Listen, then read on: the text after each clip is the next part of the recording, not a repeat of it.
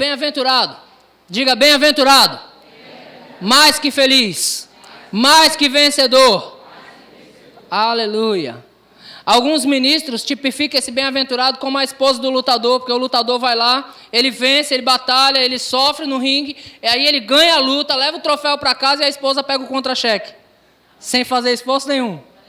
Amém? Irmãos, nós não fizemos nada para receber de Deus aquilo que Ele nos deu. O que precisamos fazer é nos manter. Ele diz, bem-aventurado o homem que não anda no conselho dos ímpios. Às vezes nós começamos a ler as Escrituras, queridos, e nós entendemos de forma literal. O que seria a forma literal? Eu ir num botequinho ali e pedir conselhos. A Bíblia não está falando dessa forma, mas no conselho dos ímpios é andar no pensamento deles. É andar como eles. Então, bem-aventurado é o homem que não anda no conselho dos ímpios. Bem-aventurado é o homem que não anda nos pensamentos dos ímpios, e eu vou traduzir isso para você, nos pensamentos do mundo. Ok? Versículo 2, ou melhor, deixa aí mesmo. Não se detém no caminho dos pecadores. Qual é esse caminho, querido? Que caminho é esse? Se você for enfatizar, existe uma trilha em algum lugar que chama Caminho dos Pecadores. Quantos já viu o filme O Peregrino? 3 pessoas. É cansativo, mas é bom de ver. O Peregrino, de John Bunyan, baseado no livro O Peregrino, que ele tem uma trilha a seguir, ele tem um caminho a seguir. Aí quando nós falamos o caminho dos escarnecedores, o caminho dos pecadores, nós entendemos aquela trilha. Irmãos, entenda, a palavra de Deus é para os cumpridores da palavra, é para mim e para você. Amém. Então quando ele diz, bem-aventurado é o homem que não anda no conselho dos ímpios, nem se detém no caminho dos pecadores, é para nós não andarmos em um caminho de pecado. Amém. Você está comigo? Amém. Aleluia. Nem se assenta na roda dos escarnecedores, e aí nós enfatizamos a situação. Eu estou sentado com um monte de gente, mas só está dizendo para você não se igualar.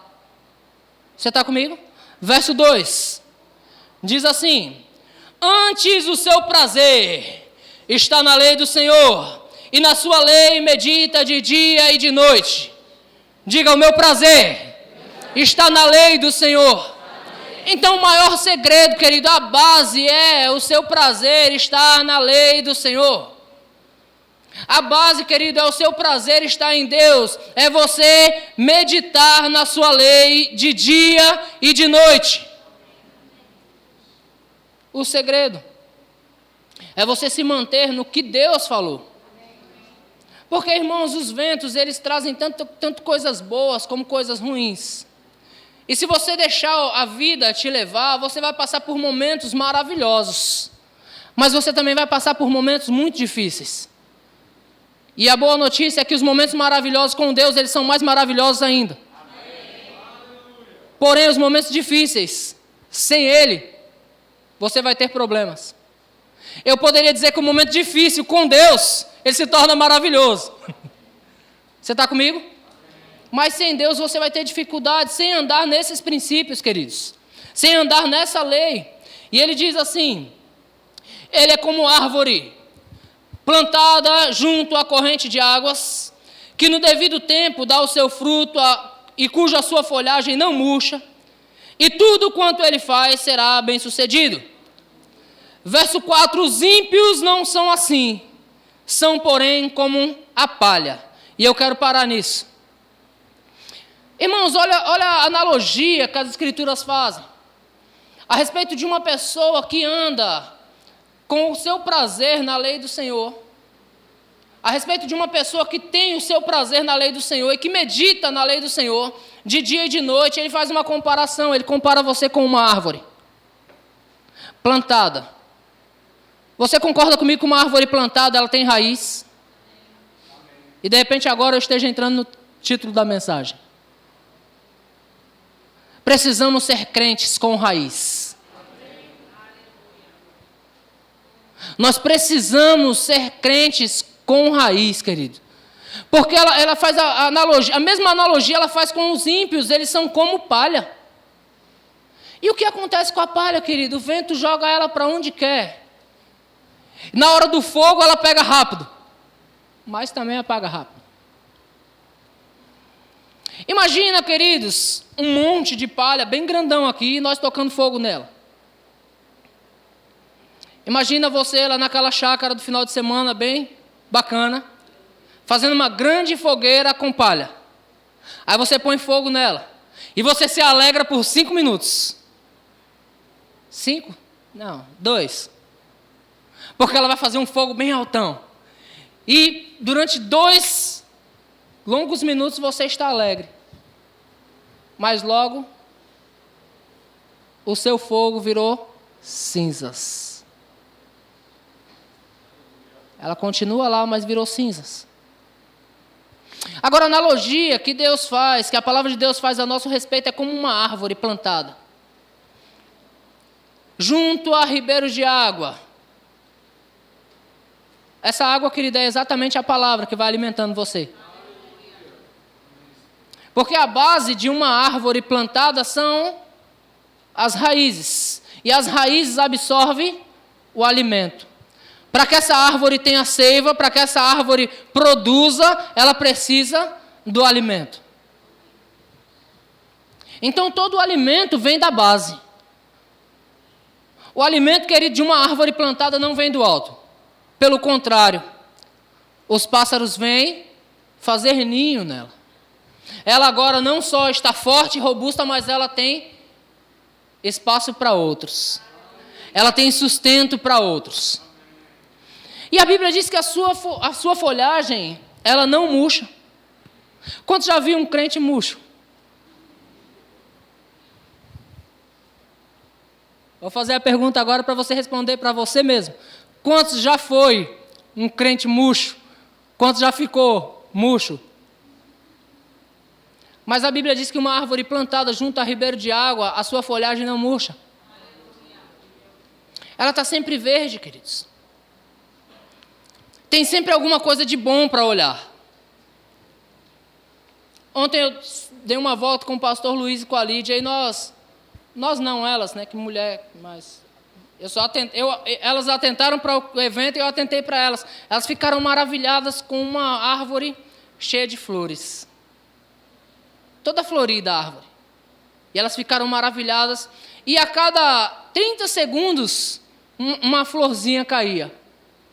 E elas ficavam assim, olha, Deus dando as ordens. Deus dando a sua permissão. A cada 30 segundos, o chão estava repleto de flores. Porque a cada 30 segundos, 1 minuto no máximo, caiu uma florzinha. Uma árvore, querido, que ela está produzindo, ela é prazerosa aos olhos. As pessoas olham para uma árvore que produz.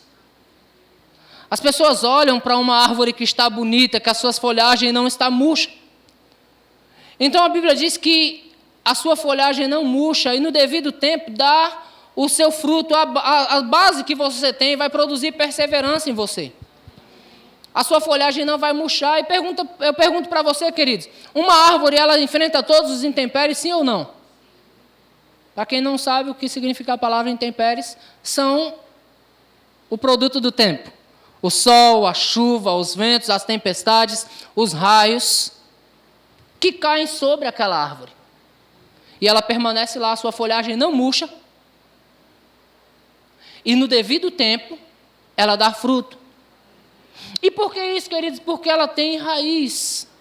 Se você corta aquela árvore, a raiz fica no chão, a base fica lá, mas a árvore não serve mais para nada.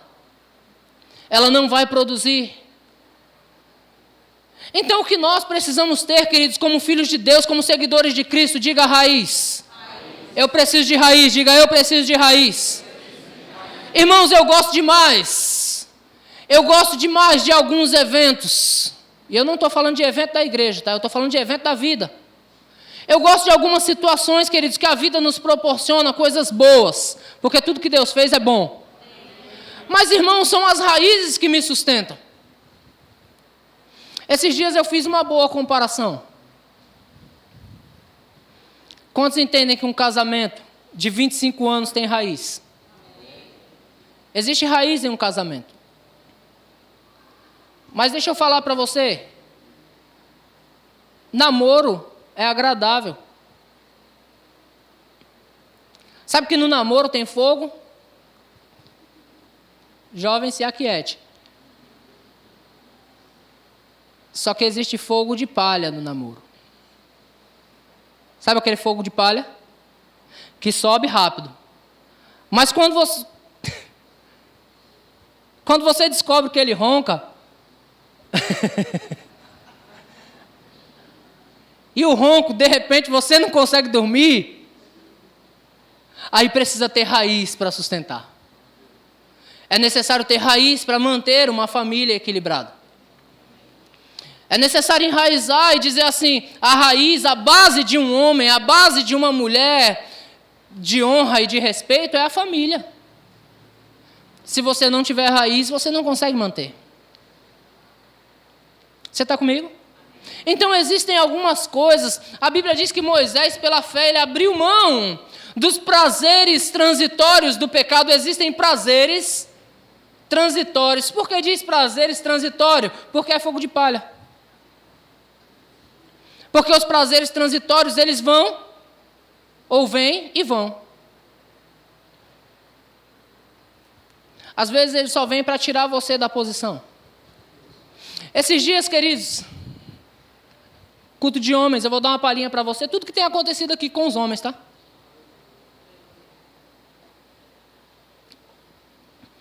Nós tocamos numa mensagem boa, que eu também recebi, eu compartilhei com os irmãos. Abre sua Bíblia, lá no livro, primeiro livro do profeta Samuel, 1 Samuel, capítulo de número 12. 1 Samuel 12.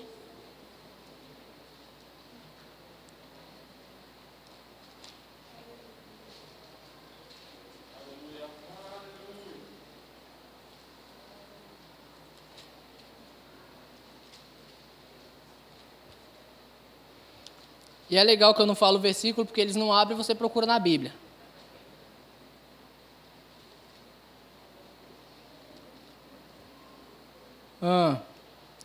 E é mais legal ainda porque eu errei. É no 2 Samuel.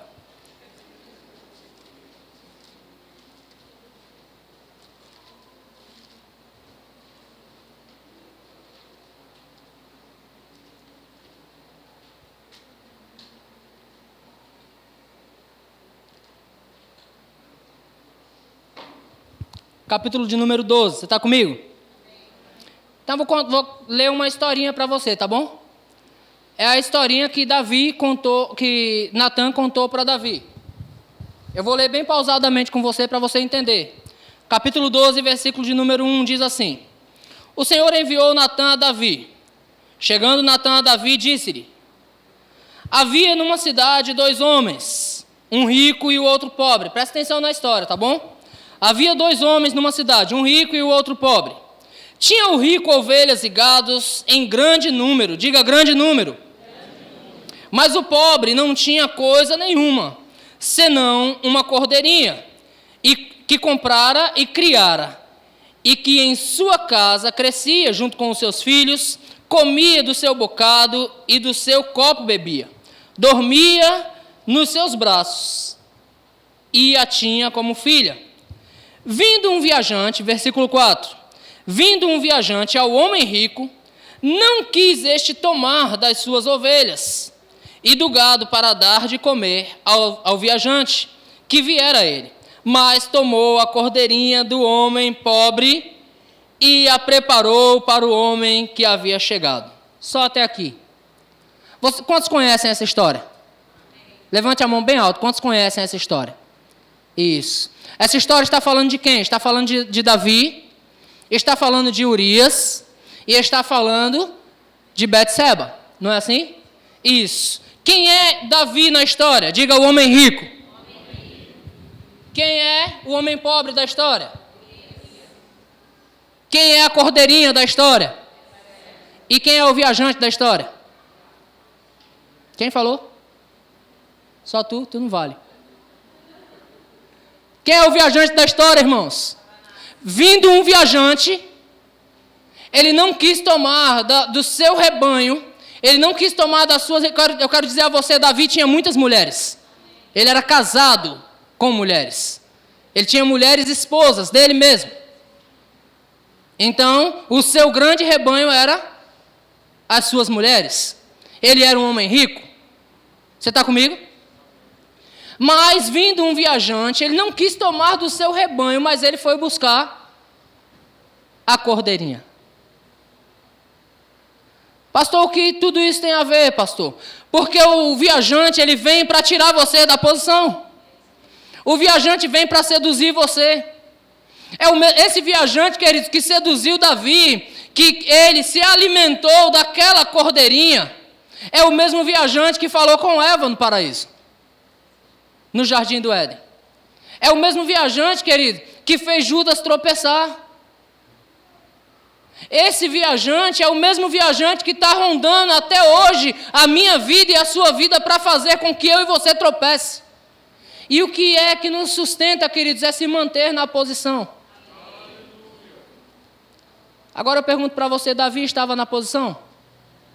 Então eu vou ler para você, capítulo 11.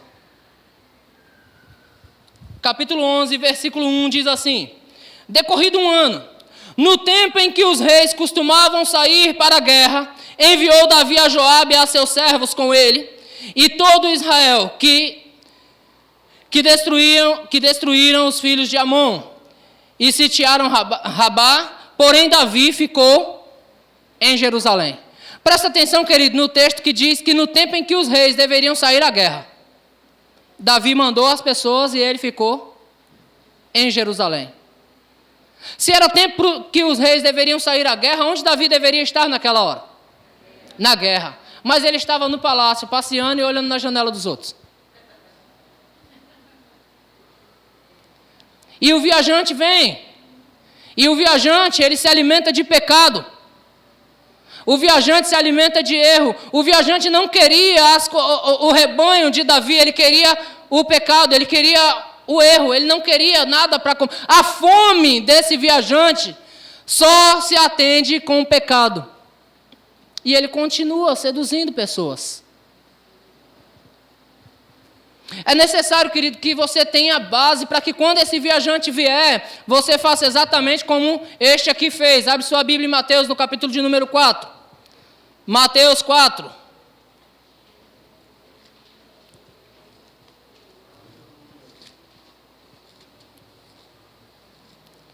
Mateus, capítulo 4.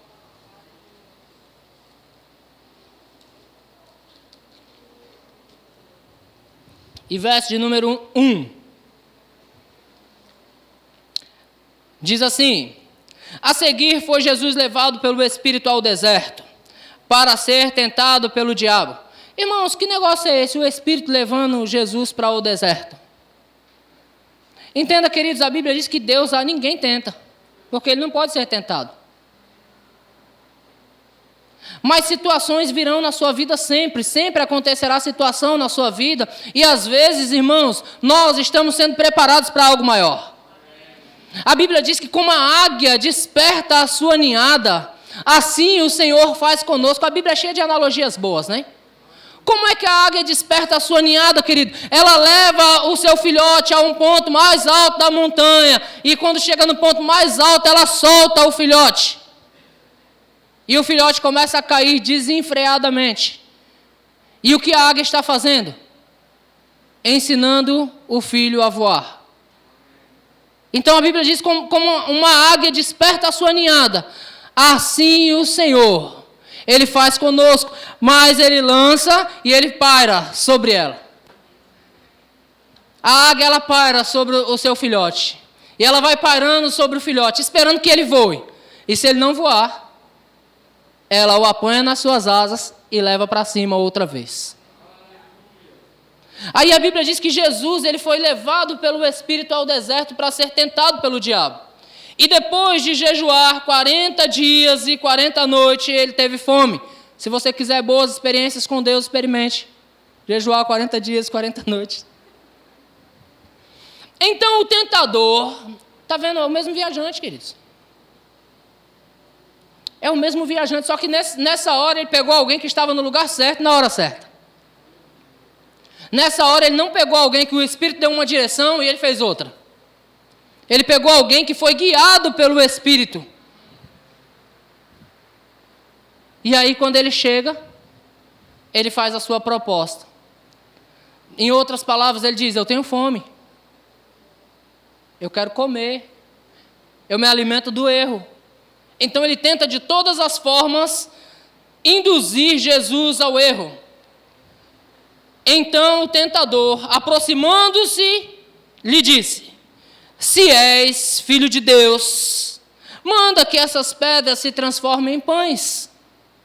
O que o tentador queria? Que Jesus duvidasse daquela voz que ele ouviu quando ele estava lá no Jordão sendo batizado, que veio o Espírito Santo desceu em forma corpórea de uma pomba, e ouviu-se uma voz do céu dizendo: este é o meu filho, em quem eu tenho prazer. Ouviu-se uma voz. Deus havia falado: este é o meu filho. E tudo que o viajante queria é que ele tropeçasse. Se és filho de Deus, tentando colocar dúvida, queridos, no coração do autor e consumador da fé. O diabo tentando colocar dúvida no coração do autor e consumador da fé. Diga, ele perdeu? Então, queridos, quando o viajante vier, você tem essa opção. Se és filho de Deus, ordena que essa pedra se transforme em pães. Versículo 4, Jesus, porém, respondeu: está escrito. Você percebe, querido, que o autor da vida, ele tinha uma base. E qual era a base dele? A palavra. Está escrito. Jesus, ele podia no primeiro minuto falar: Satanás, sai. Mas ele fez questão de usar a base que ele tinha.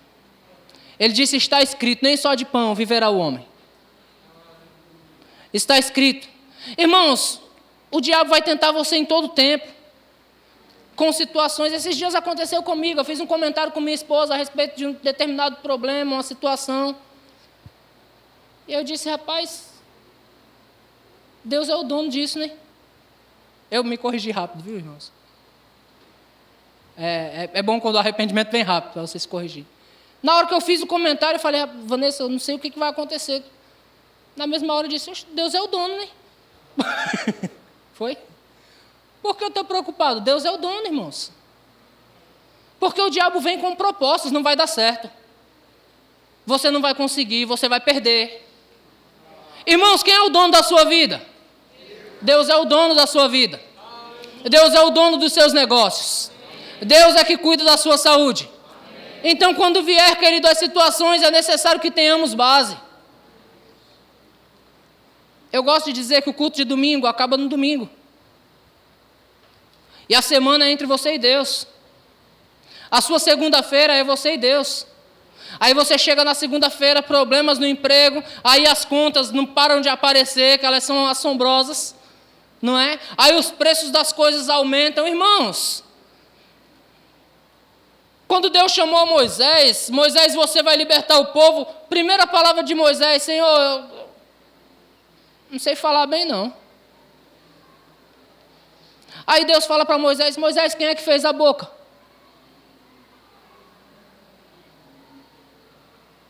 Aí você vê o preço das coisas e diz: está muito alto. Aí ele diz: quem é que fez as coisas? Quem é que fez as coisas, querido? Deus fez. Deus criou. Deus está no controle, queridos. A Bíblia diz que Ele é aquele que opera tudo em todos.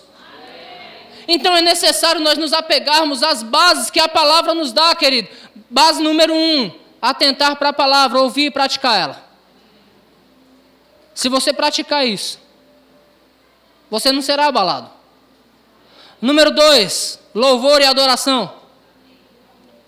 Não importa o quanto você... Vou voltar para a árvore. A árvore ela tem raiz. E as raízes dela é cheia de ramificações. Ela vai ramificando para poder sustentar aquela árvore. Enquanto maior a árvore, geralmente maior é a raiz. Ela tem ramificações. A número 1 é a palavra de Deus. Número 2, louvor e adoração, querido. No momento bom, no momento difícil. no momento de angústia, nós cantamos, te louvarei, não importam as circunstâncias. Quantos já cantaram chorando? O sangue dando na canela. E você louvando a Deus. Irmãos, isso mantém você de pé, essa é a base. Oração é a base, não existe cristão sem oração. Não existe seguidor de Cristo sem oração.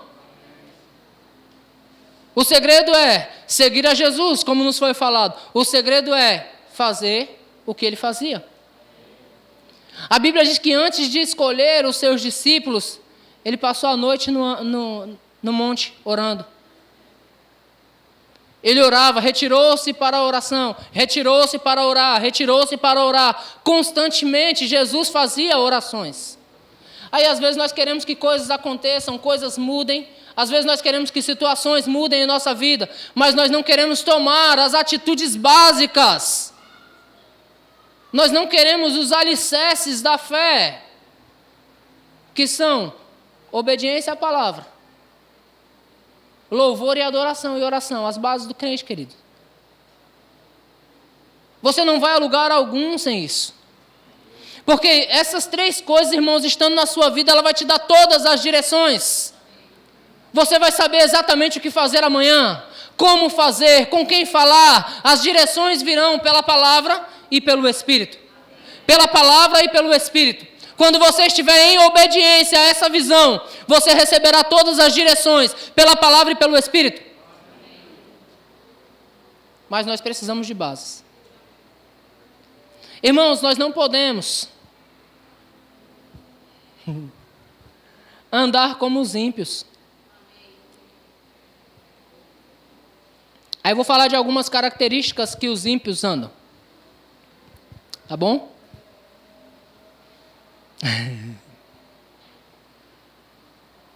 Eu espero um pouco para o Senhor confirmar, tá? Entenda, irmãos, que andar segundo os ímpios é andar nas nossas próprias paixões. E as nossas paixões, às vezes, nós mudamos de igreja sem motivo nenhum. Não gostei dessa. Isso não acontece aqui não, viu? Aqui só tem crente. Mas quando essas coisas acontecem, nós estamos sendo guiados pelo conselho dos ímpios. Por quê, irmãos? Porque Deus não move você sem propósito. Deus não te move sem propósito, Ele não tira você de uma posição se Ele não quiser acrescentar na sua vida ou promover você. Deus só vai tirar você de um lugar que você de repente já esteja confortável, se Ele quiser promover você. Mas às vezes os desconfortos, as situações, elas falam com você. E sabe de uma coisa? O viajante ele é insistente. Eu fico imaginando, querido, você de repente só ler, você não consegue enfatizar a situação. Mas eu fico imaginando, Davi ia lá, dava uma olhadinha. Ia lá, dava outra olhadinha. Ele sabia que não podia. Mas ele era rei. Estava no lugar errado, na hora errada, mas era rei. E daí sabe o que acontece, irmãos?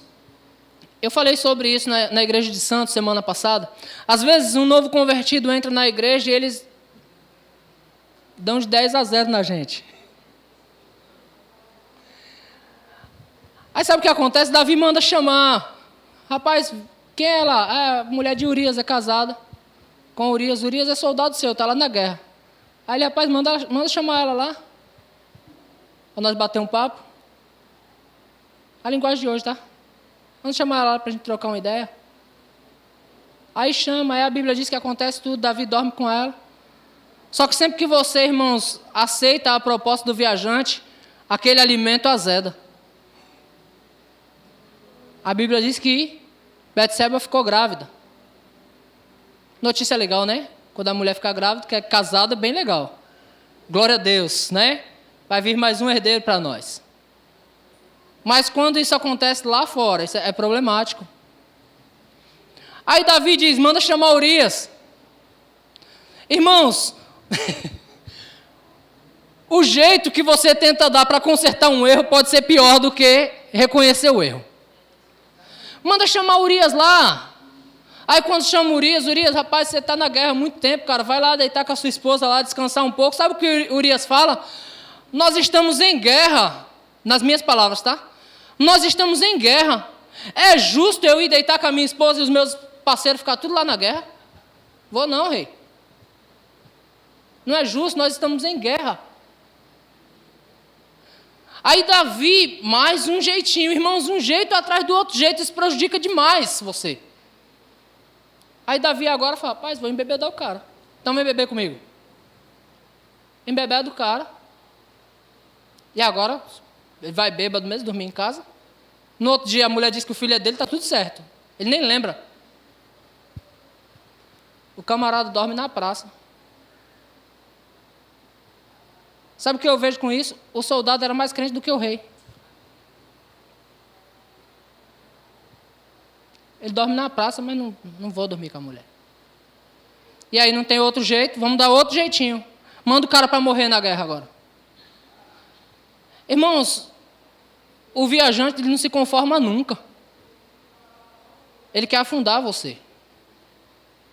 Mas quando você tem base, você vai sempre falar para ele, está escrito. Está escrito. A palavra de Deus vai sustentar você, queridos. Amém. Essa palavra que você tem recebido dia após dia nessa igreja, ela precisa sustentar você. Amém. Não dá, irmãos, para receber essa palavra e não enraizar com ela. Não dá para... Irmãos, a seiva da oliveira vem direto do Senhor. Amém. Não dá para recebermos esse alimento dia após dia e estar sem raízes, queridos. É necessário criar raiz. E a raiz é você se manter naquilo que você tem recebido. Se manter no bom alimento que você tem recebido. Essa igreja tem um bom alimento para você. Amém. Nós fazemos isso aqui, ó, para trazer só os melhores do que a gente para cá. Para poder manter você. Mas, irmãos, nada desse esforço vai valer se você não pegar isso. Se você não pegar essa palavra e colocar ela em prática. Tiago diz, queridos, que se nós formos ouvintes da palavra e não praticantes, nós vamos ser igual uma pessoa que só se olha no espelho e depois já esquece como é que está o seu próprio cabelo. Enganando-vos a vós mesmos, se for ouvintes e não praticantes da palavra.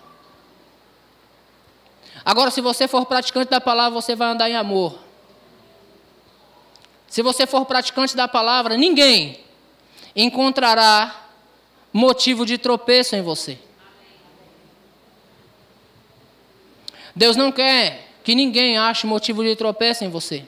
Paulo, escrevendo a Timóteo, diz, procure apresentar-te a Deus como obreiro aprovado, que maneja bem a palavra de Deus. Irmãos, manejar bem a palavra de Deus não é pegar a Bíblia e saber aonde estão os versículos.